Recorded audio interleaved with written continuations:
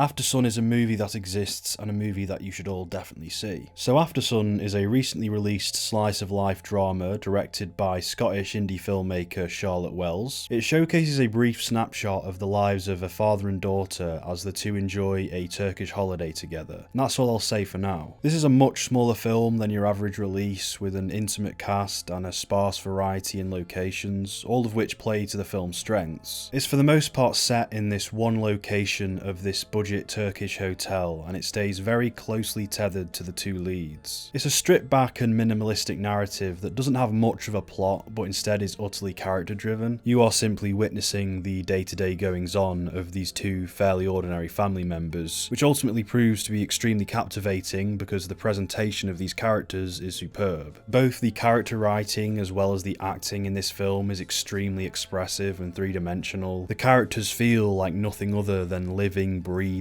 complex beings. And I'm not just saying that the performances are believable and competent, but they're also highly emotionally resonant. Despite the film's small scope, you are always drawn to the screen by the richness of the characters alone. The child lead gives a miraculously good performance considering her age. So much of this film is resting on the shoulders of this young actress, and she carries that burden almost effortlessly. And between them both, the two leads give two of the best acting performances of 2022. Not only is the acting great, but everything about how things are depicted and conveyed in this film rings so close to reality. As in, you could very well be watching a documentary. There's not a modicum of phoniness on screen. The nature of their holiday feels extremely familiar to that kind of experience, down to the locations, the activities, and the overall feel of the scenes. It may be a tired thing to say that a film is authentic, but it's such an incredibly difficult feat to achieve. To have your film or your piece of media capture reality in all its purity and richness. So many of the modern big budget movies repeatedly fail miserably at it. This film's world and characters felt particularly familiar to me, seeing as though I'm British, and this European holiday experience that's being depicted here is quite a close to home thing. I feel like I've seen these characters before within my own life. I know their emotions, their personalities, their struggles. Another one of this film's unique traits is its cryptic conveyance of information. You see, the film's almost presented in this puzzle-like fashion. It lets you in on the bare minimum of information for things to remain ambiguous, while simultaneously still allowing a pungent emotion to be expressed to the audience. Despite being at times left narratively in the dark, you are never out of sync with how the characters are feeling. You may not know the exact emotion that you're feeling during a given scene, but it's a prominent emotion nonetheless. Alas, it is still there. You may not know why you are feeling the things you are, but regardless, you are connecting with what's on screen. Perhaps it's like listening to an extremely emotionally resonant song that you don't know the lyrics to. The dialogue tells you enough while still being very subtle and vague. Due to its minimalistic structure, you may struggle to get invested nearer the beginning of the film, but then you are quite swiftly lulled into its warm and softly contemplative nature. Don't take it from me though, take it from the lad behind me who was bawling by the time the credits rolled. And finally, to complement the film's enigma-like structure, this film is shot in this unconventional manner where it zooms in on singular and ordinary seeming objects. There are also frequent uses of extreme close-ups on characters' faces. This is seemingly done to make the entire experience feel all the more intimate. We're very tightly fixated on just the two leads. They're often framed quite close together, almost in ways that feel claustrophobic, but not entirely to a negative degree. We feel closer to them, but more separate from the world outside of this relationship. Isolated, but unified. There are also a few instances where the tightness of the framing causes you to be unable to see the characters' faces whilst they're talking, which does have quite the jarring effect. And it might be done to complement this theme of the disparity between the main characters and the rest of the world. Regardless of the thematic implications, this film still possesses some very aesthetically pleasing shots. A fairly simple trick, but in particular I remember seeing some clever uses of reflections to fit multiple characters in frame. In conclusion, I like this film a lot. I'm not sure if I loved it. It may be too early to tell, but I fiercely recommend this to anyone watching.